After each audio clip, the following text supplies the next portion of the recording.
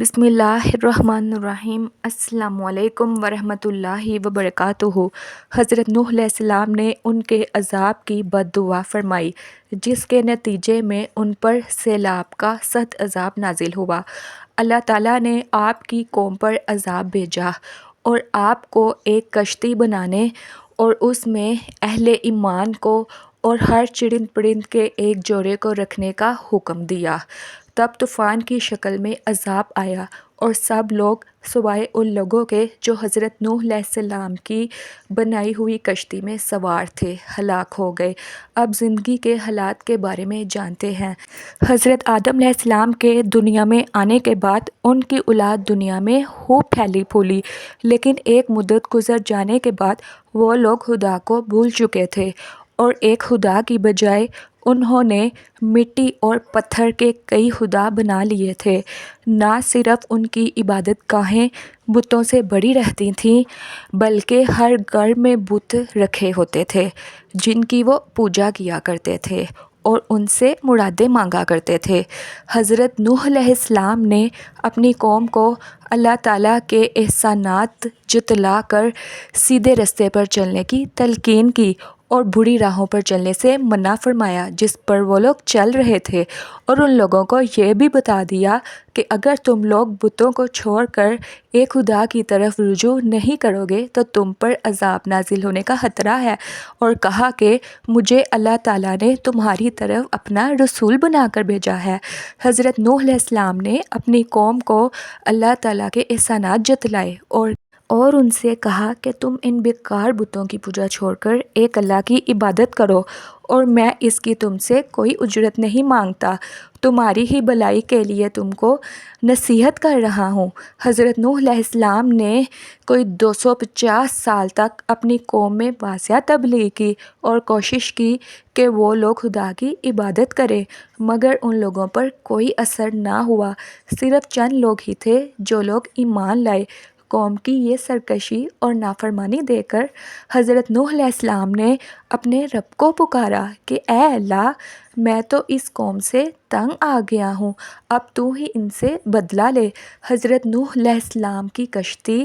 اللہ تعالیٰ نے حضرت نوح علیہ السلام کو حکم دیا کہ ایک کشتی بناؤ، اور یہ بھی حکم دے دیا کہ دیکھنا اب کسی کی سفارش نہ کرنا، اب ان پر ضرور عذاب نازل ہو کر رہے گا۔ حضرت نوح علیہ السلام خدا کے حکم کے مطابق کشتی بنانے میں مصروف ہو گئے۔ جب کشتی بن کر تیار ہو گئی تو خدا نے حکم دیا کہ اپنے اہل اور ان لوگوں کو کشتی پر سوار کر لو جو مجھ پر ایمان لے آئے ہیں، اور ہر جانور کا ایک ایک جوڑا بھی کشتی میں رکھ لو۔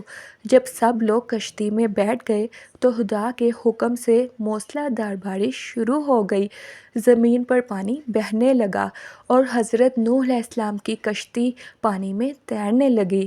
پانی بڑھا تو حضرت نوح علیہ السلام نے دیکھا کہ ان کا بیٹا پانی میں ڈوبنے لگا ہے۔ حضرت نوح علیہ السلام نے اس کو آواز دی کہ ابھی آ جاؤ تاکہ اللہ کے عذاب سے بچ سکو، مگر اس نے جواب دیا کہ تم جاؤ، میں کسی پہاڑ کی چوٹی پر چڑھ کر اپنی جان بچا لوں گا۔ پانی تھا کہ تھمنے کا نام نہیں لے رہا تھا۔ دنیا کے نافرمان اور سرکش لوگ اس سیلاب میں ڈوب گئے اور حضرت نوح علیہ السلام کی کشتی جودی پہاڑ کی چوٹی پر جا کر ٹھہر گئی۔ اب خدا کے حکم سے سیلاب رک گیا اور زمین نے سارا پانی اپنے اندر جذب کر لیا۔ اب خدا نے حضرت نوح علیہ السلام کو حکم دیا کہ کشتی سے اتر جاؤ، تجھ پر اور وہ لوگ جو تجھ پر ایمان لائے ہیں ان پر ہماری رحمتیں برکتیں نازل ہوگیں۔ اس طوفان نے دنیا کے تمام لوگ ہی فنا ہو گئے تھے، صرف چند لوگ ہی زندہ بچے تھے، اس لیے نوح علیہ السلام کو آدم ثانی بھی کہا جاتا ہے۔ انہی کی اولاد اس وقت دنیا میں آباد ہے۔ حضرت نوح علیہ السلام کی اولاد نوح علیہ السلام کے 3 بیٹے طوفان میں بچ گئے تھے کیونکہ وہ مسلمان تھے۔ حام، سام اور یافس۔ مؤرخین کا نظریہ یہ ہے کہ کرۂ زمین کی اس وقت کی تمام نسلیں انسانی کی بازگشت انہی 3 فرزندوں کی طرف سے ہے۔ ایک گروہ حامی نسل ہے جو افریقہ کے علاقوں میں رہتے ہیں، دوسرا گروہ سامی نسل ہے جو مشرقی اوسط اور مشرقی مغرب کے علاقوں میں رہتے ہیں، اور یافس کی نسل کو چین میں آباد سمجھتے ہیں۔ مزار نوح آذربائیجان میں موجود ایک مزار ہے جس کے متعلق آذربائیجان میں مشہور ہے کہ یہ حضرت نوح علیہ السلام کی قبر مبارک ہے۔ اگرچہ قبر نوح کے مقام کے متعلق کئی روایتیں ہیں۔ طوفان نوح تمام کرۂ ارض پر آیا تھا۔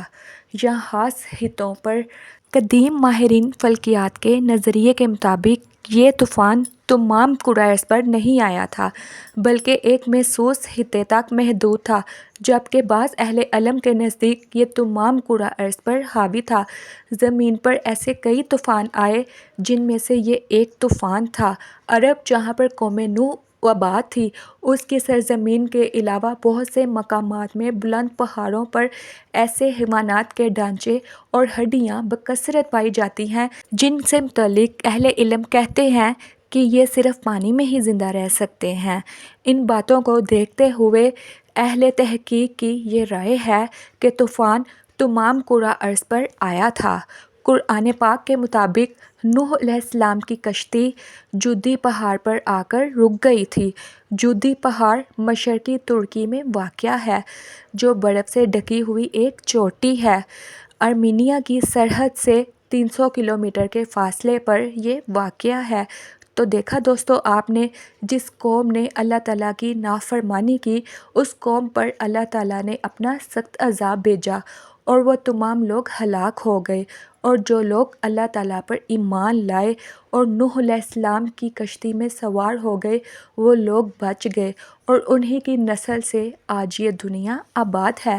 یہ دنیا ایک طوفان ہے اور شیطان ہمیں بھٹکانے والا ہے، اور انبیاء کرام علیہ السلام ہمارے لیے کشتی نوح ہے۔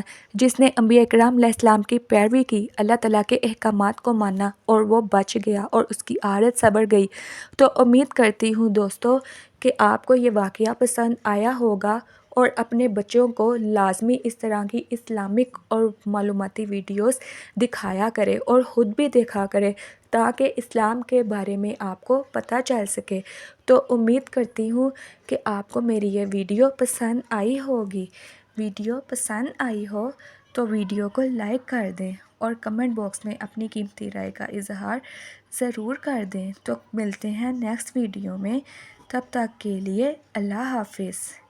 میری دعا ہے کہ اللہ تعالیٰ ہم سب کو نیک اعمال کرنے کی توفیق عطا فرمائے، اور ہم سب کو دنیا اور آخرت کی تمام خوشیاں نصیب فرمائے، اور ہم سب کی تمام جائز اور دلی حاجات پوری کرے۔ تو ملتے ہیں نیکسٹ ویڈیو میں، دعاؤں میں یاد رکھیے گا۔ فی امان اللہ۔